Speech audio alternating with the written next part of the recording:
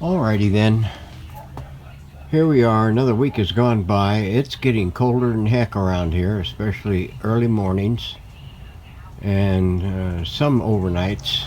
It's dipped into the 30s, and I don't like it when it's cold quicks. So anyway, here's the cabinet all sanded, and it's got pre-stained, and it's got a coat of honey stain on it all over the thing. We managed to strip the top portion center of the cabinet and get it re-lammed with fresh veneer, and we're gonna let it dry up real good and soak in before we do anything more to it.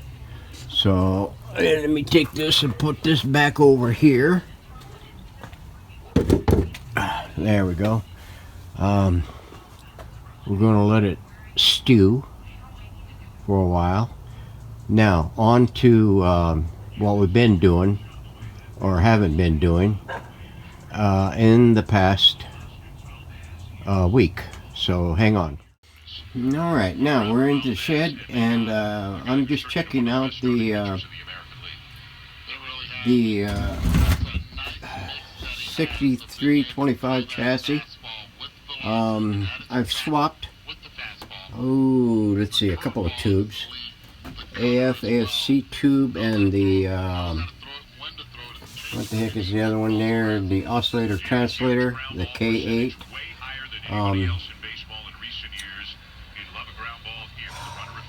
We're getting something on most frequencies. I still yet to bag something up here on the band spread, or the spread band. However you say it in your neck of the woods.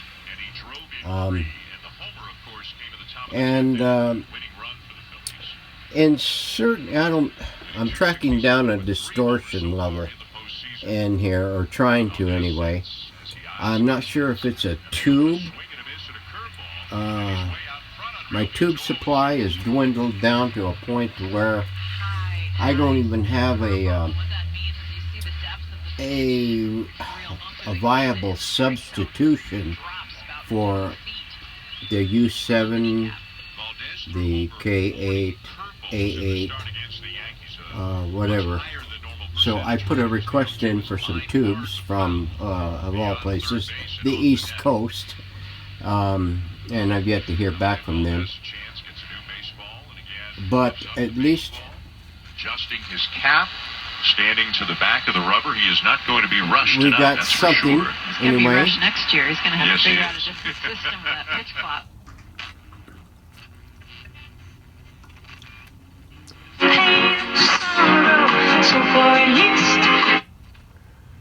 So let's see, if we go on to B.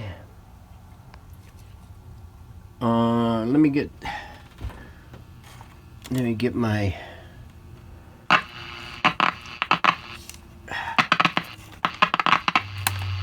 Chingasso hooked into the external antenna thingy. Okay.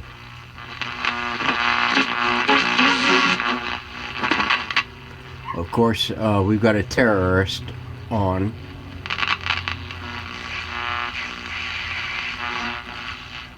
Which is one reason why we're getting a bunch of buzz.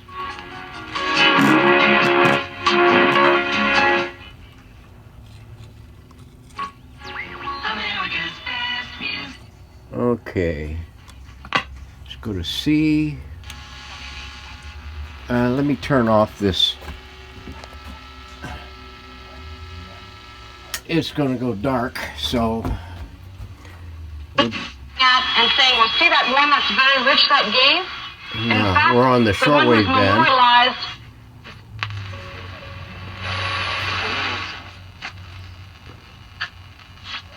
Some great tools from the concerts that have...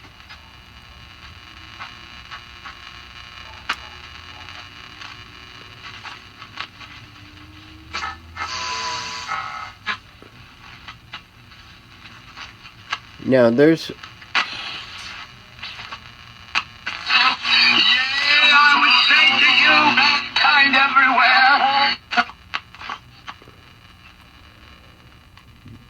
Now I noticed on some of the radios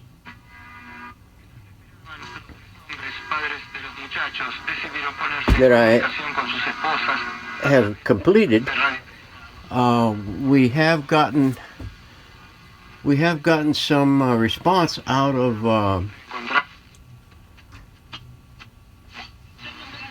the iTubes, but on others like this one,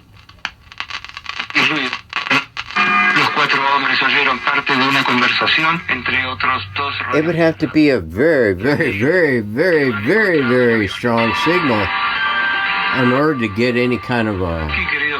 Now, I don't know if it's from the K8 tube being ronky or the U7 tube being ronky, but you can see there's a little bit of response there. But that's a boomer station.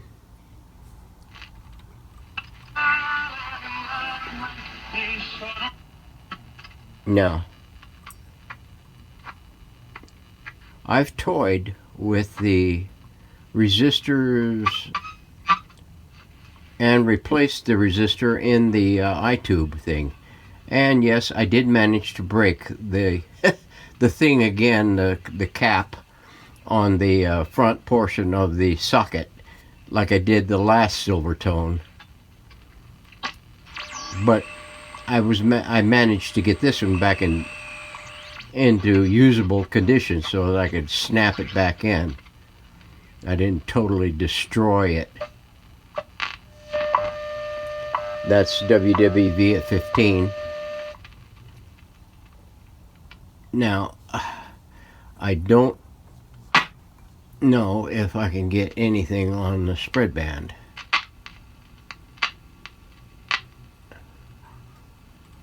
It is about 5:30 in the evening.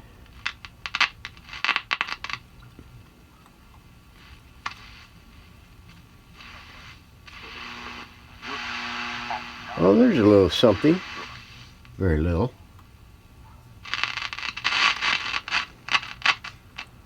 I notice that whenever I touch the tuning shaft,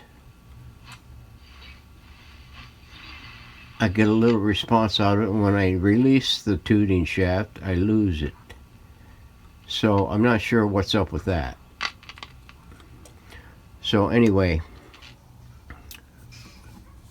that's where we are. We speak Spanish too. Our associates can help you tackle complex jobs without you. That's where we are with this. There seems to be a very little distortion on it. I'm not sure if it's from one of the tubes. I got tubes that I've got a request in. All I got to do is get them here. Hey listener, welcome to the karaoke lounge.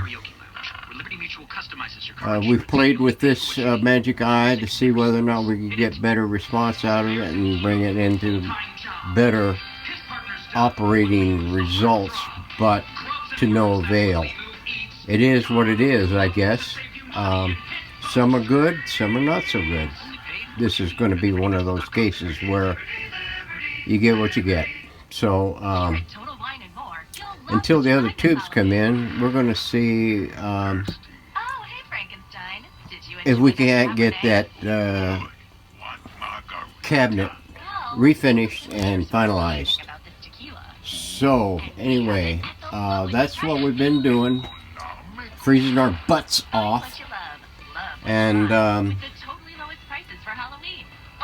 wishing and a hoping. So stand by. It's probably gonna be a little bit on this one. I did manage to get another radio in, and guess what it is? It's a transoceanic. But that one there is the one I bought for myself. It's not going to be my radio. It's going to be a backup radio in case I need need to borrow some parts off of it in the meantime. I still have another H500 on the shelf that I can bag from, Yes, I still have the bomber radio from the guy in Texas that I need to wind up. And as far as, let me turn this terrorist back on. And as far as this thing is concerned, I managed to get the chinkawonkies changed on them and adapted over, but it has an issue with it, and I have a feeling I might have to do a recap on this thing. I was hoping I could use it in the meantime and get to the capping later, but I'm going to have to do it now, which means the other one is going to have to be called into service in spite of its little drawbacks, so that I can wind up that bomber. I was hoping to use this on the bomber, but I don't know. It depends on how I feel on any certain day, and whether or not I want to jump in it, because there's not that many caps in this thing, but the old E-cap, original E-cap, is still in place, and I'm watching some videos to kind of get an idea of what others have experienced taking and checking these things out, and I found out some stuff, so I'm going to have to deal with it before I can dial it up. So anyway, that's what we're getting on my plate. So thanks for watching, thanks for hanging in there. I'm not dead yet. Soon though. Thanks for watching.